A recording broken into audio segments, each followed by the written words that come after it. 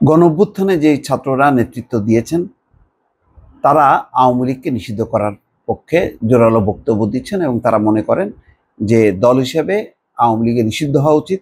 যেহেতু গণহত্যার দায় তাদের উপর আছে, তাদের হাত রক্তে রঞ্জিত হয়েছে, সুতরাং এই দলের রাজনীতি করার অধিকার নেই, দল হিসেবে আওয়ামী লীগ নিষিদ্ধ করা উচিত। এবং আন্তর্জাতিক অপরাধ ট্রাইব্যুনালে এবার রাজনৈতিক দল নিষিদ্ধেরও বিধান রাখা হয়েছে। ফলে ট্রাইব্যুনাল যদি মনে করে যে দলও নিষিদ্ধ করতে পারবে, সেই বিধানটাও কিন্তু রেখেছে। এই প্রেক্ষিতে আসিফ মাহমুদ অন্তর্বর্তী সরকারের উপদেষ্টা বলছেন যে আওয়ামী লীগ নিষিদ্ধের কথা বললে দলগুলো বাধা দেওয়ার চেষ্টা করছে। আজকে তিনি এক অনুষ্ঠানে বলছেন যে আমরা সরকারের পক্ষ থেকে যখন আওয়ামী লীগকে নিষিদ্ধের কথা বলি তখন রাজনৈতিক দলগুলো তাদের বক্তৃতায় সেটি বাধা দেওয়ার চেষ্টা করছে। 1945 সালে জার্মানির ফ্যাসিস্ট নাৎসি পার্টিকে যদি নিষিদ্ধ করা হয় এবং এখনও তারা নিষিদ্ধ রয়েছে, সেখান থেকেই বোঝা উচিত আওয়ামী লীগের পরিণতি কী হওয়া উচিত। সম্ভবত আমি যেটা গেস করি যে বিএনপি যেমন বলেছে, একদম পরিষ্কারভাবে বলেছে মির্জা ফখরুল ইসলাম আলমগীর, মানে বিএনপি কোনো দল নিষিদ্ধের পক্ষে না। অর্থাৎ যখন জাতীয় পার্টির নিষিদ্ধ দাবি হয়েছিল, তাদের প্রধান কার্যালয় পুড়িয়ে দেওয়া হয়েছিল, তখন বলেছিল যে না, তারা কোনো দল নিষিদ্ধ করতে চায় না। দল নিষিদ্ধ করার বিষয়ে একটি রাজনৈতিক দল আরেকটি রাজনৈতিক দলকে নিষিদ্ধ করতে পারে না, এটা হলো জনগণের সিদ্ধান্ত। সুতরাং নির্বাচিত পার্লামেন্ট বা জনগণের ম্যান্ডেট পাওয়া সরকার বা জনপ্রতিনিধিরা এটা সিদ্ধান্ত নিতে পারেন, এমন একটি বিষয় মির্জা ফখরুল ইসলাম খুব সরাসরি বলেছিলেন। এই কথাকে নানাভাবে কিন্তু বৈষম্য বিরোধী ছাত্র আন্দোলনের নেতারা সমালোচনা করেছেন। আজকে উপদেষ্টা আসিফ মাহমুদও কিন্তু সেই প্রসঙ্গটা সামনে নিয়ে আসলেন।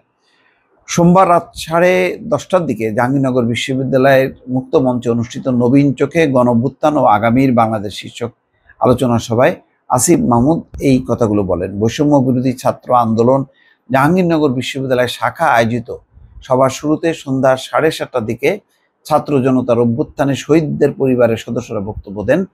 এরপর গণঅভ্যুত্থানে জাহাঙ্গীরনগরের বিশ্ববিদ্যালয়ের একটি ভিডিও ডকুমেন্টারি উপস্থাপন করা হয়। গণঅভ্যুত্থানের আহত ব্যক্তিদের চিকিৎসা ও পুনর্বাসনের নানা উদ্যোগ নেওয়া হচ্ছে জানিয়ে আসিফ বলেন, গণঅভ্যুত্থানে শহীদ ও আহত ব্যক্তিদের চিকিৎসা ও পুনর্বাসনে আমরা অনেকগুলো উদ্যোগ নিয়েছি।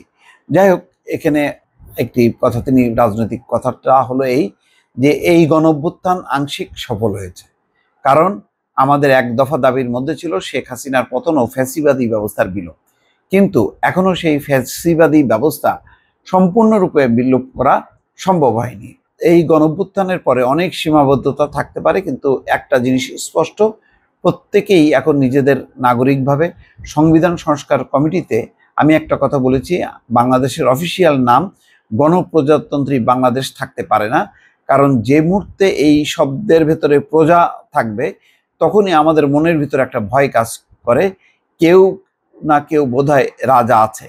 নতুন বাংলাদেশে আমি কোনো রাজা দেখতে চাই না, আমি দেখতে চাই এই দেশের মালিক এই দেশের জনগণ। ভালো আইনজীবী মঞ্জুর আল মতিন বলছেন যে আমাদের অধিকারের প্রয়োজনে আমাদের সবাইকে জাগ্রত থাকতে হবে, আমাদের অধিকার অন্য কেউ আদায় করে দেবে না। আমরা একটা সুষ্ঠু ভোট চাই, এই ব্যাপারে আমাদের কোনো দ্বিমত নেই। আমরা এমন ব্যবস্থা চাই যেখানে জবাবদিহি থাকবে, রাষ্ট্র যারা চালাবেন তারা আমাদের প্রশ্নের উত্তর দিতে বাধ্য থাকবেন। আমরা এমন একটা ব্যবস্থা চাই যেখানে আমরা বিচার পাবো। আমাদের ধর্ম আলাদা হতে পারে, জাতিগত পরিচয় আলাদা হতে পারে, আমাদের দৃষ্টিভঙ্গি আলাদা হতে পারে, কিন্তু এই মৌলিক প্রশ্নগুলো আমরা সবাই এক। যাই হোক, অনেকটা রাজনৈতিক চর্চাই হয়েছে, কিন্তু মূল কথা হলো যে আওয়ামী লীগ নিষিদ্ধের ব্যাপারে যে বিএনপি যে একমত না এবং তাদের প্ল্যাটফর্ম থেকে যে এই দাবিটা করা হচ্ছে না, এই ব্যাপার কিন্তু বারবার সমালোচিত হচ্ছে বৈষম্য বিরোধী ছাত্র আন্দোলনের নানা প্ল্যাটফর্মে। দর্শক ভালো থাকবেন, আল্লাহ হাফেজ।